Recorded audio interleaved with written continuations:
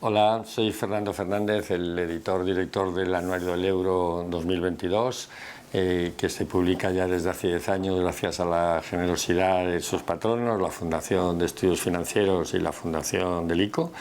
Y hoy estamos aquí para comentar brevemente con uno de los autores, con Antonio Carrascosa, que es autor del capítulo 9 sobre el tratamiento del riesgo climático, el tratamiento regulatorio del cambio climático en el año de este año, ¿no?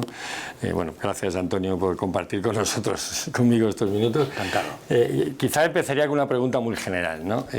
¿Por qué es importante para un banco central o para la política monetaria el riesgo climático? ¿Por qué hay que preocuparse del riesgo climático? Que es lo que tratas un poco en tu artículo, ¿no? Sí, yo creo que se han identificado con bastante claridad los riesgos físicos y riesgos de transición ligados al cambio climático. O sea, que el punto de partida es reconocer que hay un problema de cambio climático, un problema de calentamiento del planeta, etcétera. O sea, entonces eso afecta a muchas instituciones y entre ellas a los bancos centrales y autoridades financieras. Entonces, en el caso concreto de Europa, el Banco Central Europeo parte de ese análisis de los riesgos físicos y de transición que pueden perturbar la instrumentación de la política monetaria. O sea, imaginemos que hay una catástrofe climática o que hay cambios legislativos que suponen un encarecimiento de algunos productos en algunos sectores. Eso puede causar disrupciones y puede afectar a la política monetaria como está concebida. Entonces, bueno, ha empezado haciendo este análisis preparatorio.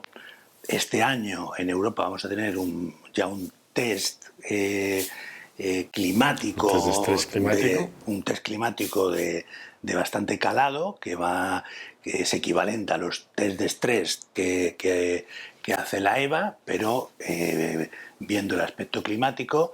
Y luego ya empieza a ver, ya por ejemplo el Banco de Inglaterra ha comenzado a establecer una política verde, digamos, en cuanto a compra de activos, claro, y a colaterales hay todos los temas, ¿no?, en el tratamiento, digamos, de los bancos centrales del riesgo climático. Uno sería, efectivamente, en su propia política de compra de activos, en la medida que, bueno, esto va a cobrar menos importancia en la medida que el QE se está desacelerando o eliminando, pero de alguna manera siempre hay. Entonces es, digamos, la propia política, pero hay un tema que preocupa más a los bancos en general en España y a los bancos comerciales en el mundo, y sobre todo en Europa, porque el BCE tiene un cierto protagonismo en este tema, está muy por delante de la Reserva Federal en el impacto, que es el tratamiento regulatorio, ¿no? Y porque, claro, tú dices muy bien que este año empezamos haciendo un test de estrés climático, ¿no?, que es más o menos viendo qué exposición tienen los balances bancarios a eventos de riesgo climático. Pero claro, la preocupación de los bancos es que esto pueda tener un inmediato impacto regulatorio. Claro. En sus necesidades de capital o de provisiones. Claro. Normalmente la materialización del riesgo climático es a más largo plazo. O sea, que no, las operaciones financieras de los bancos pues se realizan a corto plazo, a medio, hay operaciones, hay hipotecas a 30 años, pero en general la vida media de la actividad financiera de los bancos es a medio plazo, cuando en principio la materialización del riesgo climático es a muy largo plazo. Entonces ahí hay que conjugar estos dos factores. Hay presiones. Por ahora yo creo que la autoridad regulatoria financiera ha sido prudente porque ha puesto el énfasis en la transparencia. O sea, es, digamos, compromisos sobre todo voluntarios por parte de la banca, y transparencia. O sea, tienen que decir cuál es su exposición a posiciones marrones, verdes, etcétera. Y ya, hombre, han introducido una ratio, la EBA, que te dice qué porcentaje de, digamos, exposición verde tienen los bancos europeos. Esto por ahora todos lo tienen muy bajo. Con lo cual, bueno... Pero Antonio, el problema que tienen los bancos, perdona que sea un poquito crítico para efectos de que veamos los temas los temas polémicos con un cierto detalle, la preocupación que tienen los bancos es que nos están midiendo un riesgo sobre una métrica que todavía es muy imperfecta. Y por lo tanto estamos, digamos, learning by doing, o sea, estamos midiendo algo que no sabemos bien lo que es. Claro, pero esto, a la vez que hace un estrés climático y si se publica, pues lo que la preocupación que yo tendría si fuese responsable de un banco ahora, mire usted, me están diciendo que yo tengo una exposición X a un riesgo climático, y por lo tanto el mercado va a saber que tengo un cierto riesgo.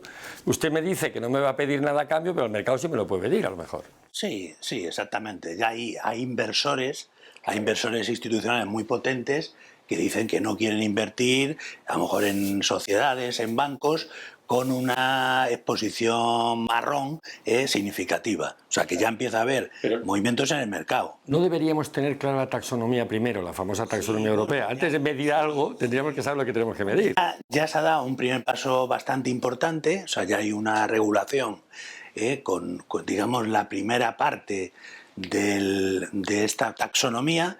Claro, tenemos que tener claro qué entendemos por verde o marrón cuando queremos penalizar o promover las exposiciones marrones o verdes. O sea que eso ya lo ha iniciado la Comisión Europea. Yo creo que somos relativamente líderes en el mundo en esta taxonomía. Lo que pasa es que todavía es incompleta. Ahora, por ejemplo, ha habido un debate profundo con las exposiciones a la energía nuclear, el gas, con lo cual, de ahí de nuevo, y aquí es un tema muy importante, es las posiciones, pues, digamos, más extremas o más prudentes en la gestión de la transición. Claro. O sea, a largo plazo, yo creo que mucha gente está de acuerdo que tenemos que tomar medidas, que el riesgo climático es significativo, es peligroso, etcétera, pero hay una transición hasta llegar a esos 2030, 2050, etcétera. Entonces ahí está el problema. Ahí está el problema. Y se ha visto, por ejemplo, ahora en la guerra. Claro. Ahora con la guerra en Ucrania, pues tienes, claro, hay personas, hay instituciones que dicen, tenemos que acelerar la transición a energías limpias. Claro, eso es muy bonito, yo estoy absolutamente de acuerdo, pero luego está la realidad. Y la realidad es que se requieren minerales críticos, tierras raras, o sea, metales, cosas, para hacer esa transición, y eso no podemos hacerlo de la noche a la mañana. Te iba a preguntar eso, ¿no? Pero ¿cuál es el efecto, digamos, que la invasión de Ucrania por Rusia y la guerra, que ya parece claro que no va a ser una guerra corta, desgraciadamente, el impacto que puede tener en la agenda regulatoria, no tanto en el debate sobre si gas sí o no, sobre la agenda regulatoria, pero que tiene mucho que ver también con la taxonomía, porque uno de los grandes puntos de conflicto de la taxonomía es el papel de las energías de la transición. Bueno, parece evidente que esta transición tiene ahora unas circunstancias diferentes, ¿no? Porque el gas, por lo menos el gas ruso, parece que Europa dice que no. Pero ¿y esto cómo va a afectar a los bancos? Porque claro, el problema fundamental que tenemos aquí es que se quiere hacer una transición climática acelerada y que los bancos hagan, de alguna manera, de agentes de una política pública. Y lo que a mí me preocupa más es que el Banco Central pierda su independencia y se convierta en un proveedor de bienes públicos. Porque claro, al final, igual que el cambio climático es deseable, hay otros muchos bienes públicos deseables que no están en la agenda de los bancos centrales todavía.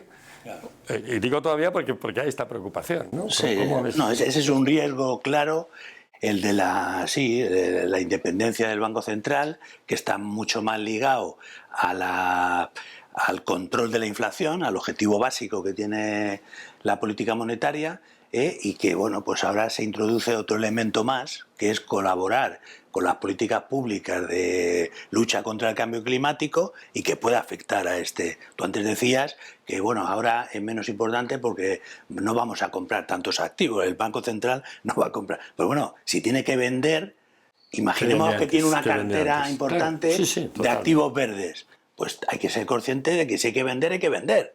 y vamos a estar afectando los precios. Pero el problema no está ahí, vamos a afectar antes los activos, porque por la teoría, si tenemos que hacer verde la cartera, lo que haríamos era vender los activos marrones antes, y vamos a afectar muy negativamente a los activos marrones. Y si ahí metemos, claro que este es un tema que a mí me hace gracia, que el Banco Central dice que hay que ser activo, bueno, el Banco Central Europeo está dividido en esto, ¿no? Pero hay quien dice, hay, como sabemos, consejeros del Banco Central que dicen que hay que ser muy activo en hacer una cartera verde, pero eso sí, no con los bonos del gobierno, no podemos empezar a ver bonos del gobierno verde y marrones. ¿Por qué? Porque son conscientes del impacto que eso va a tener en el precio y en los diferenciales, y por tanto en la fragmentación financiera europea. Pero claro, o sea, sí podemos hacer daño al sector privado y generar una distorsión de los precios relativos para hacer una agencia verde y no los bonos públicos. Esto sí que parece, a mí me parece, perdona, una cierta incoherencia. Sí, exactamente. O sea, yo creo que aquí estamos tomando medidas que quieren impulsar la lucha al cambio climático.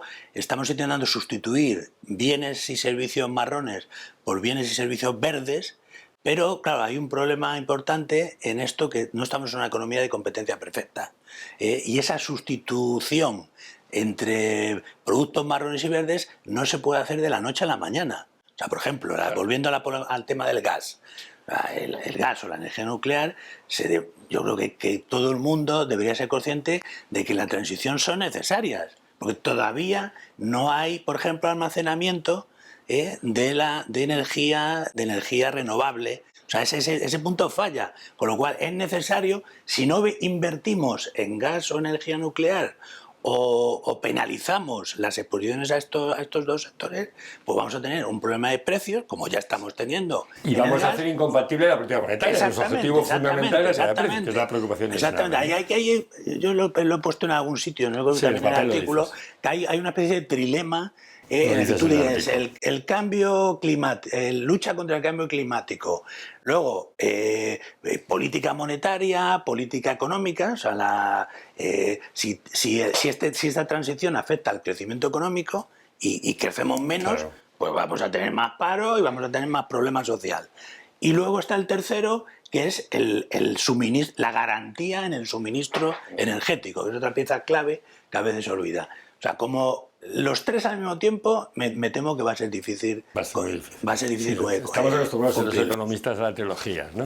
Pero una última pregunta, y para acabar, para no llevar mucho tiempo. Otra preocupación de los bancos europeos, en general, es que Europa va por delante en la agenda americana y que podamos poner en una situación competitiva desventajosa, en una pérdida competitiva a la banca europea. ¿Tú esto crees que es una preocupación realista o no? Porque claro, o sea, esto, en un mercado financiero global de una competencia feroz, si la agenda regulatoria climática europea obliga a los bancos a determinados comportamientos, puede ser lesiva para la propia estabilidad de la industria financiera europea, ¿no? Hombre, yo creo que hay dos cuestiones. Una, tienes toda la razón.